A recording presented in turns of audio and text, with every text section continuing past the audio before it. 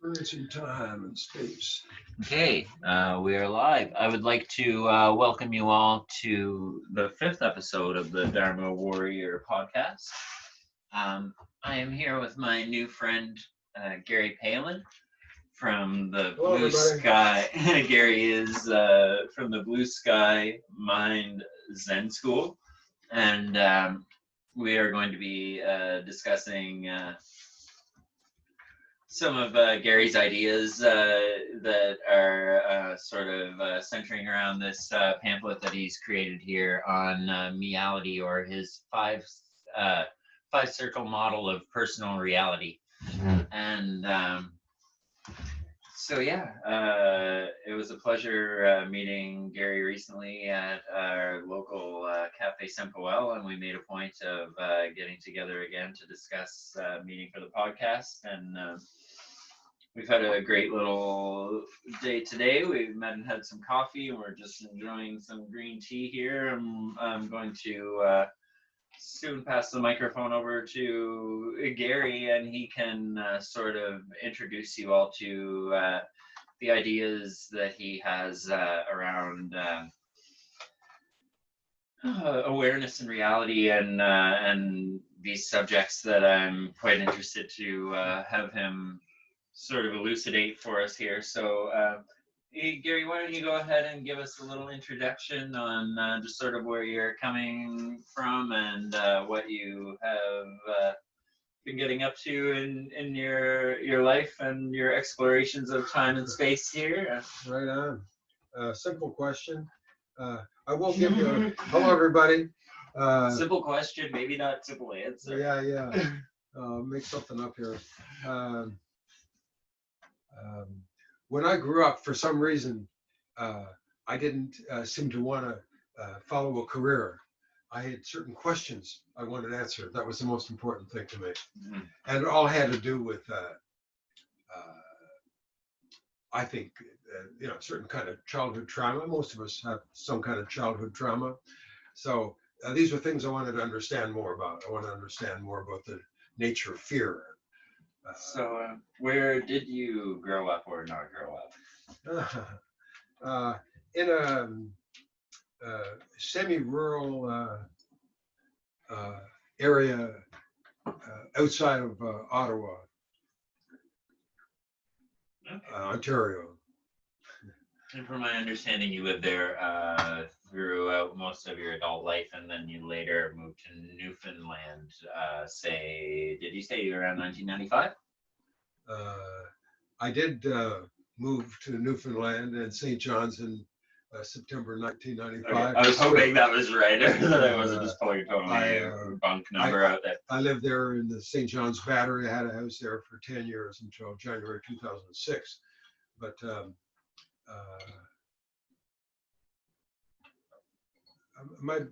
what did you do? Ask me what my background or something? Yeah, or just sort of okay. Where you're coming from, where you believe you're going, or what your ambitions are. Yeah.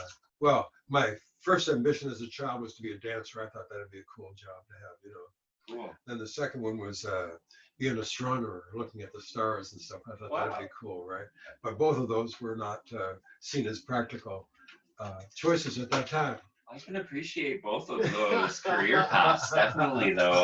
Gary enjoys dancing in public, for what I've seen, and well, dancing. If I'm a stargazer public, myself, so I certainly can appreciate that. You're a dancer too? I am known to break into dance from time to time if I have the right inspiration. Right. Right. Yeah. I always love to dance.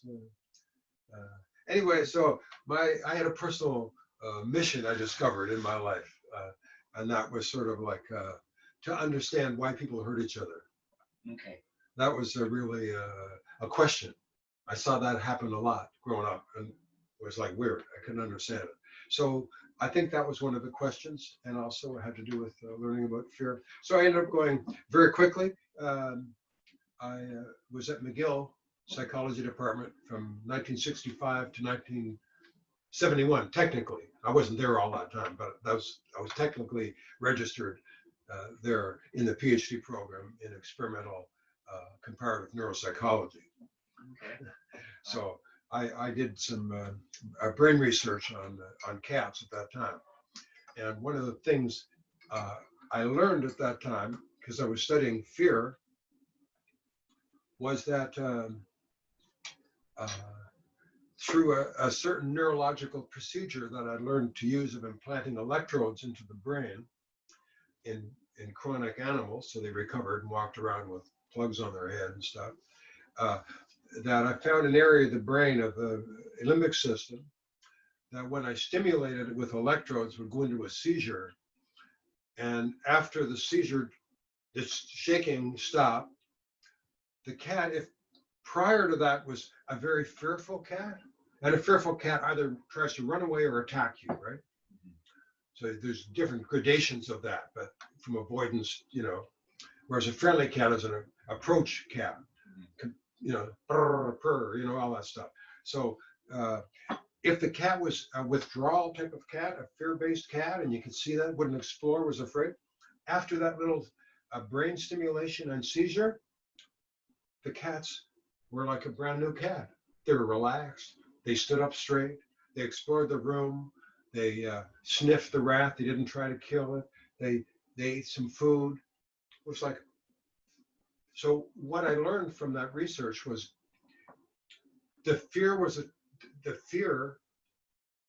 a temporary reality because of certain neural activity going on, certain experiences that the cat had was manifesting through that neural system. But the cats then saw a world that reflected their inner state of emotionality. So when they were fearful, they saw a fearful world, and they avoided things and were scared. And when the fear was gone, they explored, they ate, they looked around. They had a completely different experience of that same room, right? Right. So that's where I first got the idea that each cat lives in its own reality, because the friendly, confident cats had no trouble exploring, jumping around, hitting toys, playing, going after a rat, Right. But the other cats, the fearful cats, had that capability. They could be a real cat, but the fear was blocking the expression of change what options were available for them. So the world they perceived was a very fearful world, and they responded in kind. So by removing the fear, they no longer perceived a fearful world. And so this discovery obviously inspired you towards applying that lesson that you've learned to other aspects of life, and in a way. I think when I discovered that, and that's when in 1975, thinking back on that work, because I quit. I quit. I went and did manual labor for a while after that. I didn't continue on with my career. I learned what I needed to learn, and I didn't want to continue killing animals. Okay. That's two things that happened there. And so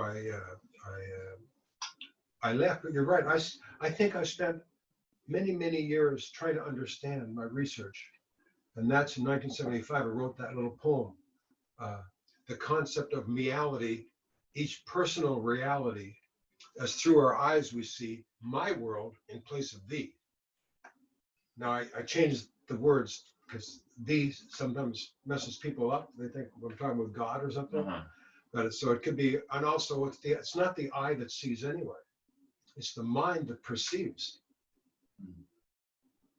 through the data of the eye, but the eyes actually don't see. That's something that really struck me after a while. So then it's the concept of meality, each personal reality, as through our mind, we perceive my world in place of true reality. So I changed it a little bit, getting rid of some religious tone there with the thee, which is part of my life, but sometimes it's a block to communication. I like that you have your philosophy of meality boiled down into some beautiful poetic verse there. I was just double checking that we are still recording. So into a poem, yeah. Yeah. I use poetry a lot writing poetry. I did this during my PhD time when I was trying to understand my mind. I was experimenting with LSD at the time. That was Fair. research that It was happens. going on in the late 60s in Montreal and in McGill in psychology. So I'd get introduced to marijuana there at the same time, and hashish and stuff coming in from the Middle East. So if you're interested in the mind, really, rather than the body, and that's what I realized, I was interested in the mind. I wasn't interested much in the brain. Right. There's a whole science around just investigating the geography of the brain. And so, yeah, it comes down to that question of the eye. The eye, is it the eye that sees again, right? And even behind the eye, then there's the brain. Is it the brain that experiences, right? And when we start to ask all of these questions and start to peel away at the layers of the onion, so to speak, I've found that your little diagram here of the 5-circle model of personal reality is perhaps one of the most insightful and simple models of reality that I have ever encountered. And that, I'm not trying to toot my own horn and saying that I think that that's saying something, but I've gone out of my way throughout my 38 years on Earth, which is not much, but I've gone out of my way to explore different religious and spiritual paths. And I've seen many various different attempts to boil down our experience into a simple diagram or a simple idea. And this one I find really inspiring. I'm going to maybe do my best at, not at summing it up, but just at outlining the diagram here for us, I guess. And if Gary likes this idea, then perhaps as we go through, I will read out the 5 sections. And Gary can then expand upon them for you all. Does that make sense? And that would give us a sort of back and forth sort of structure to the conversation here. So I'll get a little closer, and this is going to be backwards for you unless... But from the circles, it doesn't matter. The circles do not matter, yeah. So in the middle here, we have the light of awareness. And then just outside of that, number 2, we have the mind. And then we have the body. Then we have perception or meality. And then we have reality here. So, and once we get into it, you'll start to see how this, it really is a simple diagram that allows us to break down the nature of human experience, I guess, from my perspective.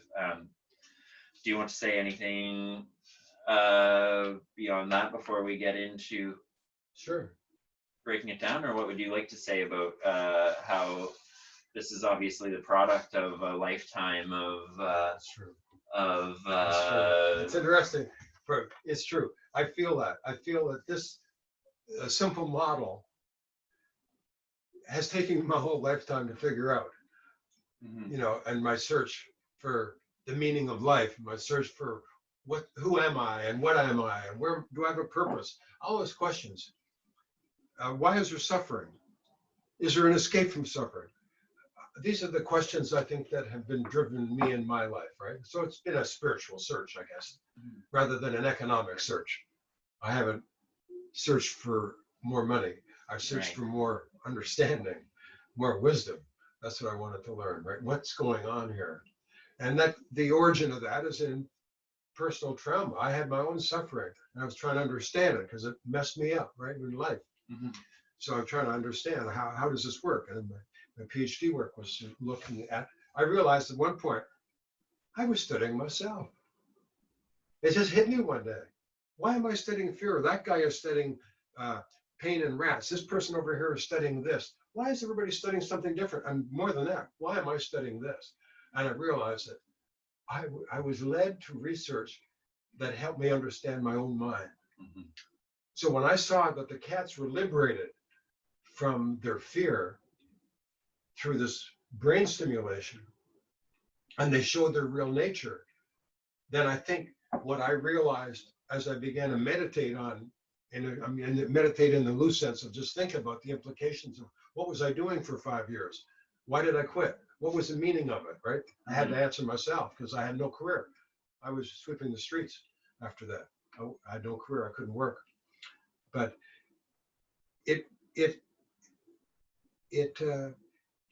when the cats got free, it showed me that maybe I could get free of my fear. That maybe I'm not trapped for my whole lifetime in a world of anxiety and fear. And also sometimes fantasies of violence, like, so it gave me hope in a way. Oh, maybe like I'm like those fearful cats. I'm responding in a certain way to that fear, but I see the world through fearful eyes. And then I said, how can I change that? And I said, well, the cats could change through this brain stimulation, but I didn't want to do that. I didn't think that was the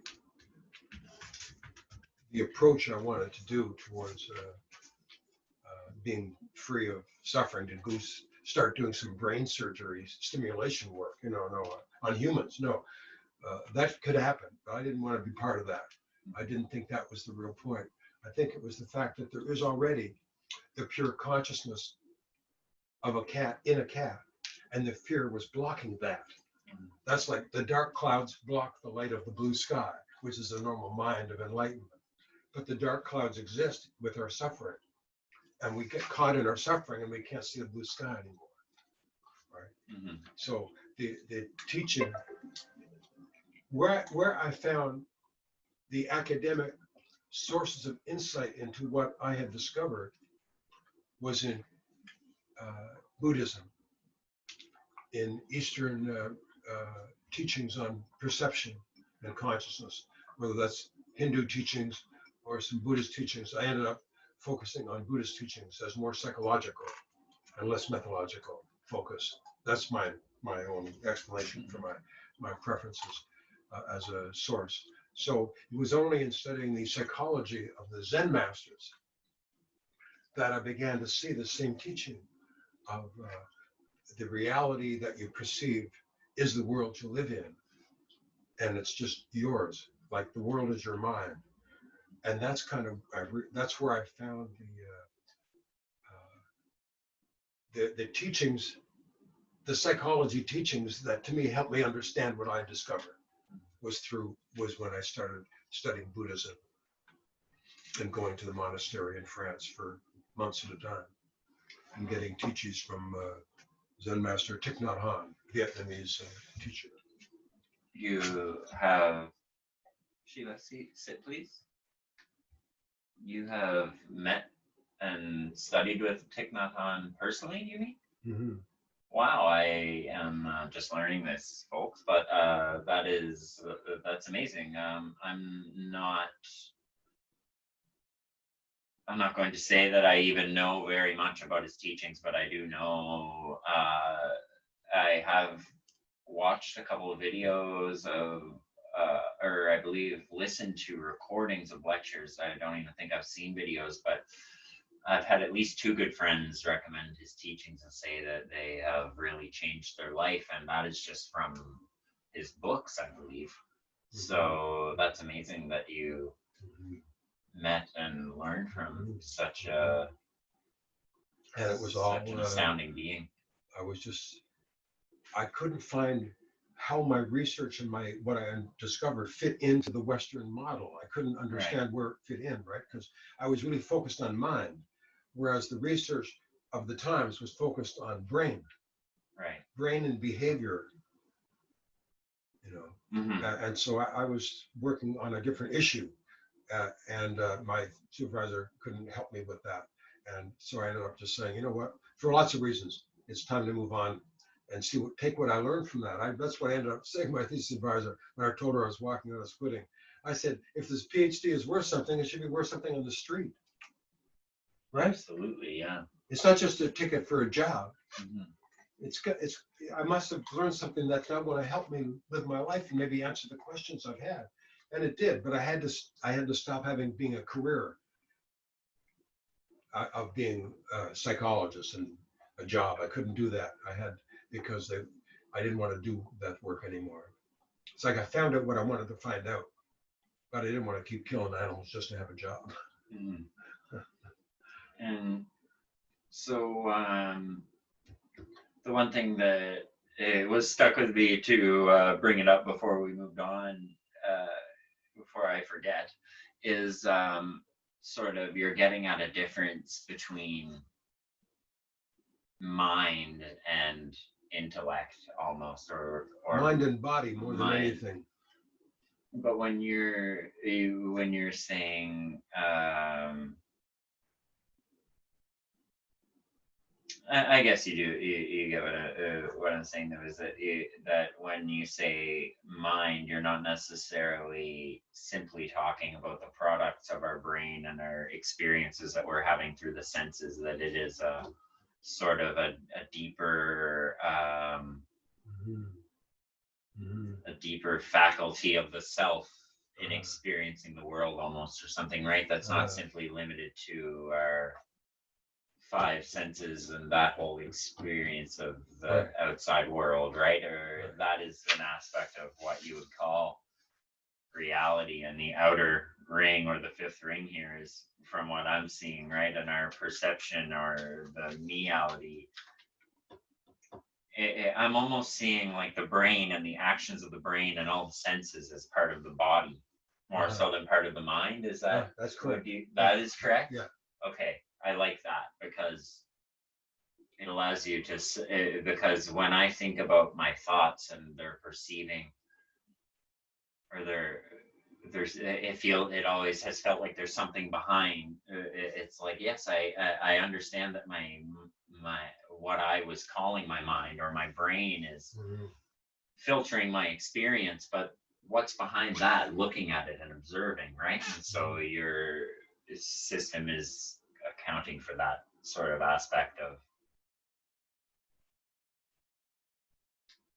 that we have a greater observational mind that is part of this whole experience beyond just our sensate experience. Yeah, that's I think that's it. We're saying we live in two realities at the same time. That's how I feel.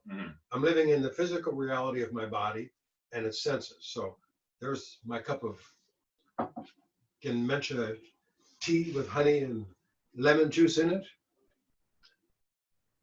Stock up well, or And so this reality exists. I just had some tea. And not only did I look at it, I actually tasted the tea. And that's really the tea.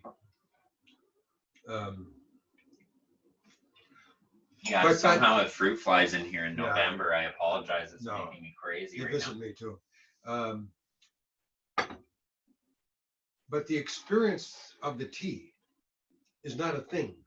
Like I said, this is the cup and the tea's in it. But when I take, suddenly I only live in the realm of consciousness. The taste of the tea. It's not a dimension tea. It's not this tea. It's just the taste of that tea. Right. Beyond all the labels. Because the tongue doesn't have labels. It just has an experience of a taste.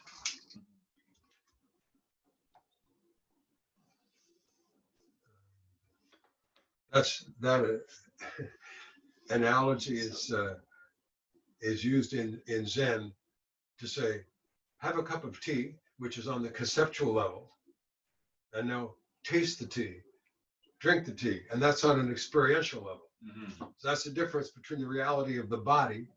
Yes, I want a cup of tea, and then the taste is the reality of the mind, because you experience the taste of the tea. Right. So that's the body and the mind. That's what's interesting looking at this relationship, because you only know you have a body because you have a mind. Right. And then I guess, should we back it right up to the source? Yes, back it right up to the source. Go even one step beyond that here, I guess, and I can sort of read what Gary is getting at with the yellow center here, the light source of awareness.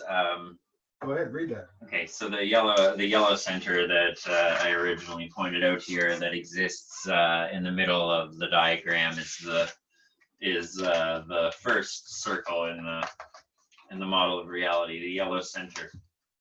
The light source in our mind, the energy of compassion and wisdom, the source and the goal of our searching for alleviation of suffering and the experience of peaceful happiness. Whoa. Did I get that right? Yeah. Would you like to lay down, please, Odin? Odin, lay down. Thank you. And so, yeah, so it's almost mystical in a way. Yeah. So the light in the center, the way it gradually came to me is I was meditating and thinking about for years on after I had dreams, and in the dream I would be in a situation that I could see. I could see myself, I could see the situation, I could see the other person, I could see the challenge, I could feel emotions, I could feel all those things. But when I woke up, of course, I had that dream when my eyes were closed and the room was dark. So where did the light come from that I saw without my eyes? My eyes didn't see that light because there was no light out there. But my mind, I still saw the light, but I didn't use my eyes to see it. Right. So I began to sort of just, instead of looking at what is the meaning of the content of the dream, which is a lot of dream interpretation, I was looking at more, where does the light come from when we dream? And who experiences it? And how is it seen? My eyes aren't seeing it. So who or what is seeing it? It really puzzled me. Mm-hmm. And then I began to think about everyday reality, like the reality that the cat saw. A nervous cat saw a different world than a confident cat, right? And you are seeing me in your world, and I'm seeing you in my world. So at a certain level, all reality among living beings is consciousness. Mm-hmm. Form follows consciousness. Because we have consciousness, we can say there's a cup here, right? But the table doesn't know there's a cup here. I don't know what I'm talking about. No, I get what you're saying, and something about that did resonate with me. I'm glad you brought it up again about the cat, and when they are fearful, they have a totally different view of the world, and that exists within humans too. It's a scientifically proven thing that when we are thinking from a stressed state, that we literally have less perception. Yes. Physically, like we're more tunnel visioned, yes. But also that extends metaphorically into how we think and act in the world, right? Yes. That we don't see all options. We see things from this sort of depression mindset when we allow ourselves to enter those states. I don't necessarily think experience. Yeah. When somehow, for some reason, we fall into experiencing those states of consciousness. Right. And so I've had that experience in the past where circumstance will say or something, we have to get some more hot water going here, Gary. But I'll continue talking. You can hear me. You can see my empty chair. Well, I can also continue with this, the light. I just had to click that little button there until it. Oh, I see. Okay. So where was I? Yeah. So I've had a lot of struggles with physical health in the last few years that I'm not used to. I was a very healthy person growing up until I was diagnosed with late onset type 1 diabetes at 32. I'm now 38. So the last 6 years I've been really relearning my body and mind because they've entirely changed and my needs have changed. And so at times I find myself, not so much anymore, but in the past I have found myself really frustrated with the new limitations of my body. And then at times I'll get into almost depressed states where I don't see all of the options that I have, and I'm not waking up with an attitude of gratitude, so to speak, or I'm not, looking at the world through the rose-colored glasses that I do at other times. And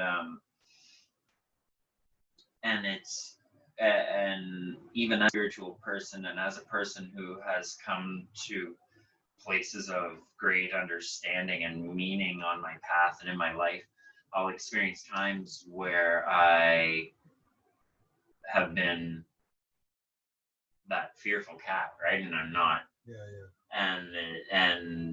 And then once you break out of it, you have that other perspective, and it's like, whoa, I was really living from this state of fear, right? Yeah, but yeah, it's realm. like, but there, until you really break out of it like that, it can be difficult. You to don't acknowledge. realize that it's a realm of your own mind. You think it's a realm of the world that you're caught in, Mhm. but it's a realm of how you perceive and react to that world.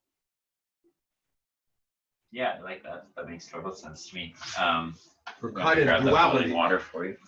The world is like this, and therefore I'm like this. Rather than I'm like this, therefore the world is like that. It can be both ways, of course. Hey, puppy. And so, Hey, life can be hard, life can be good. Isn't that true? Hey? it's true. And so, while we're on the subject of the light source of awareness, what is, and then beyond that, there's our mind. One analogy for this light that we're talking about that we see in our dreams. But I'm going to go back to that because I was saying I began to think about the light I see when I'm awake, like right now. I see the light of that light over there. I see light on the trees, the fall colors and so on. I see all that. I see light flickering off this hanging tapestry. I see the dogs. I see all kinds of things in light. But then I wonder, am I seeing the light that's actually there, or am I seeing my mind's simulation of that light? Because neurophysiologically, all the light itself stops at the retina, where there are certain neural cells from the brain that can decode color and darkness and light, vibration. So there's receptors there for the colors and for the black and white. And they go into the brain at different stages of processing and correlating with other sense data that's coming in at the same time. And that's what I mean by the mind correlates all the sense data into one simulation of reality, where it all kind of makes sense. But the light then that I see in the daylight is also like in a dream. It's my own mind light simulating external light. So that also shows that each of us lives in our own reality, which I've called meality. It's my reality, and you have your reality. And it's precious to you because that's where you're going to find your suffering and your salvation is in your reality. Right? You will find it in your reality. I'll find it in my reality. That's why in the teachings they say a teacher can't give you enlightenment.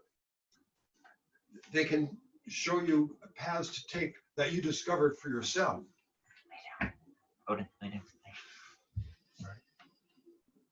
Right. Discover it for yourself. So that light, you can meditate on that light maybe now and think about it. And so when I'm looking here at the second level, the blue ring, which circles the yellow center, which is our mind. Right. That's like in a movie theater, like in the old Oxford before they closed it down, when they actually had, projectors, big projectors with big canisters of film. I used to work one time showing movies of that style. So you have a big projector and you have all these films. So today we're going to show this film. So you put the film on the thing, you run it down. There's a tube with lenses to focus it on a white screen that's out there and chairs for people to sit and watch. And lighting the whole scene up is a big light bulb that's in there. That's in the back of the projector is this light bulb that channels the light through the film onto the screen. So the light, when you sit in the theater watching the movie, you don't see the light as a thing separate from the movie. You're just caught in the movie, even though it's just light and there's no even movement of the light. It's just light is here, then it's here, then it's here, then it's here. Our eyes make the movement. So we can know that intellectually that's how it works, perception. They used to call the magic lantern. You watch and you see, wow, there's nobody there. Like there's nobody on that screen. Yet my mind creates real people that I can get emotionally attached to. I can cry. I can be afraid. And yet I know ahead of time, all I'm looking at is light and hearing sound. There's no movie. And yet my perception is that simulation is just like what our mind does all the time because we see it as real people. Suddenly the movie's over and we shake our heads and walk out of the theater and we talk about the movie we were just all sharing. But everybody saw a different movie anyway. Mm-hmm. And so that's the film is like the mind. The light is always the same. So the light in the center of that 5-circle model of personal reality is the source of your consciousness. It's the source of my consciousness. This is my understanding. I mean, I'm not saying it's true. This isn't dogma. This is what I understand, right? That source of light is the same as the light of awareness. It's also the light of light. Now you can see it, even though it's not material. It's made of mind. Like, what is light? Especially when you look at what is mind light? What is it made of? Anyway, that's another question. But the point is, I think, is that we have to help free our suffering, is to see that we aren't the suffering. That's conditioning in our mind through genetics and through social rearing and social community context and all that. That suffering is there. But it's not in the nature of the mind. It's like the movie is showing a bad movie, but the light that you're seeing it in is pure. The screen is pure. There's nothing there. But we see the movie and we think we are the movie. mm-hmm. But we're the light of the movie. And that helps us see that if I see something out there that I have a negative opinion of or irritation with, I can now say, that's me. It's my irritation and it's my perception. My irritation is the perception. I'm creating the perception. Mm-hmm. Someone else may not be irritated at all by what's going on. I've noticed that, right? Mm-hmm. Something irritates me, pisses me off. Someone else says, what are you reacting for? Nothing happened. What do you mean nothing happened? Didn't you see? You know what I mean? Mm-hmm. We're arguing over, I'm thinking I perceived the world as it really was, and I wasn't. I was just perceiving the world as it was, as a base, but then I projected onto it values and attitudes and names and labels and stuff. So, because I think it's reality we can all agree to. Anyway, the idea is to conquer suffering. That's the whole idea of all this stuff. The whole purpose of this is not just as an academic exercise, but as a means of understanding that helps us then look at our suffering of many categories. You have to see what it is. I'm suffering because I'm worried about the future, or I'm suffering because I'm remembering something from the past. You know, there's always a storyline surround each suffering that helps justify it. So if I'm irritated with somebody, I've got a good reason to be irritated. If I find her attractive, I've got a good reason why. So the intellect always works to justify the emotion. From a biological perspective, the emotion is the older part of the brain. The limbic system is very strong in dogs, for example. Smell, avoidance, attack, all the very fundamental emotions in the dog that are there. When you move up into the higher species like chimpanzees or humans, we now get cortex, which is a very specialized neural tissue that has evolved on top of the emotional base, which is our cognitive. That's why we can have speech and words and specific perceptions and have a cognitive world of experience that we don't think animals have, because they don't have that kind of conceptual language of this and that. Mm-hmm. And so I do find it interesting the way that you put it here, that our mind, through which the light of awareness shines to manifest the world of our experience, through the organizing filter of self, and that is how you identify the blue layer or the mind as our mind through which the light of awareness shines to manifest the world. Is that worlds in plural? I thought so. Of our experience through the organizing filter of self. And so the mind here in the diagram exists between that true light of awareness and the body. So the next layer is the body, and it says our body with its physical properties and 5 classical sense feelings: smell, taste, hearing, sight, touch.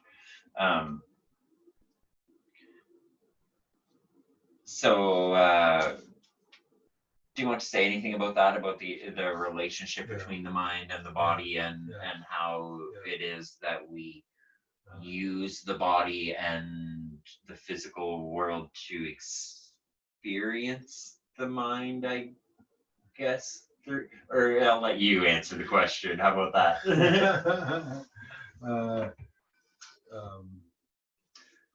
The relation of mind and body is intimate. So right now, my mind is my body. You know, I can feel all my fingers. I can feel everything. I can perceive things, all that stuff. So my mind is creating. I see the mind as a great simulator, the reality simulator.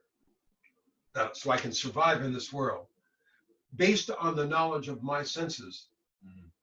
So if I was a bat, I would have different senses because I live in a different world, right? I might have radar.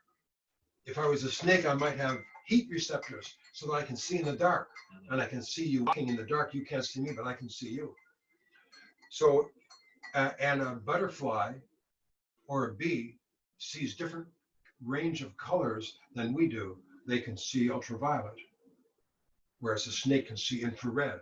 So every species experiences the unlimited reality out there through the capabilities of the senses, the range of vibrations they respond to, and that their brain then creates that representation of reality that they live in.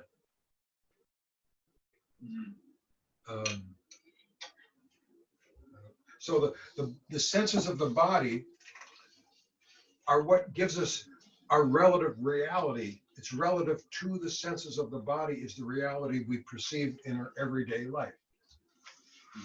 Right? Oh, I didn't realize. I thought that was the end of the paragraph on the 3rd layer, but there's actually a bit more on the next page here. I guess I'll read that because it seems like we're starting to form the understanding of the meality, or what we're the idea that through each individual mind and body, the awareness is creating a sort of different movie for each person who's viewing ultimate reality. And if we step back, we start to realize, like, oh, I'm not the screen, I'm not the thing that's projected on the screen, the combination thereof making the movie. I'm not all of these things. I'm caught up in the external layers and what I'm calling reality. But the more that I back up, I'm the light that's both casting it and also experiencing it at the same time, right? So it's sort of my understanding of what you're getting at here. Gold star. Gold star, thank you. I was hoping for any colored star personally. Gold is even obviously preferable. Thank you. So it says here about our body and our senses, that our senses select and filter the various forms of energy that exist and manifest in the world. Through the nature of our senses, our mind perceives an external reality based on that limited range of potential energy forms. All this body relative data is fed through the senses into the depths of the brain for is that processions? for processing, integrating, and stimulating a conscious reality that we can relate to. So that's saying that the mind almost uses the body to create experiences and give us information, or give us experiences in order to learn from said experiences. Yeah, somehow it's like the light creates both the world we perceive and us at the same time. It's like, because we, through our perception, create the world we experience. Mm-hmm. So we're like gods The in that subject sense. and the object are very much intertwined. You got it. That's the deep teaching called non-duality. Mm-hmm. There's, on the relative level, there's subject and object.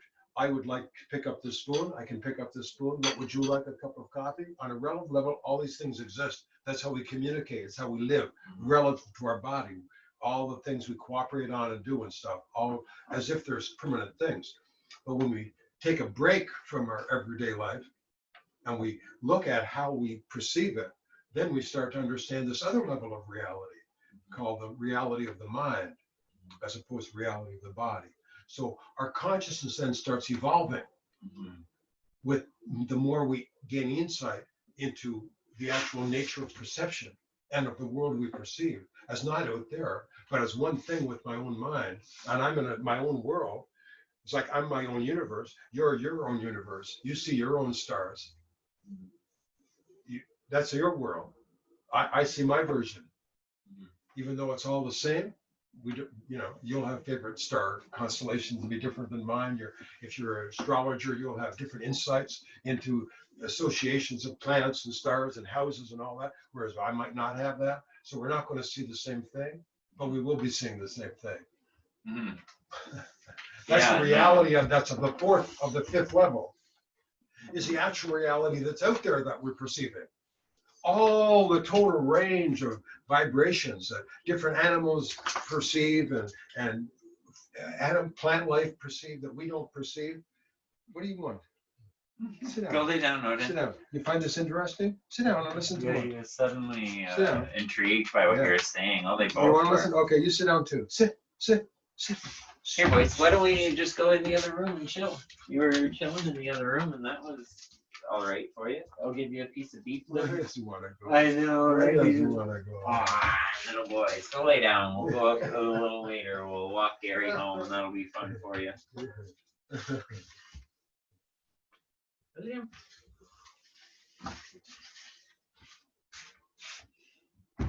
So you heard the word beyond the perception of me, beyond the perception of you, beyond the perception of all people, beyond the perception of all dogs and snakes and all forms of life, there's a source of unperceived energy out there, right? That people are exploring and identifying and all that stuff. That has no form. It's just has the form of whatever perceives it. Odin, lay down. Good boy. Okay, you want to hear Not this? good boy yet. Lay down.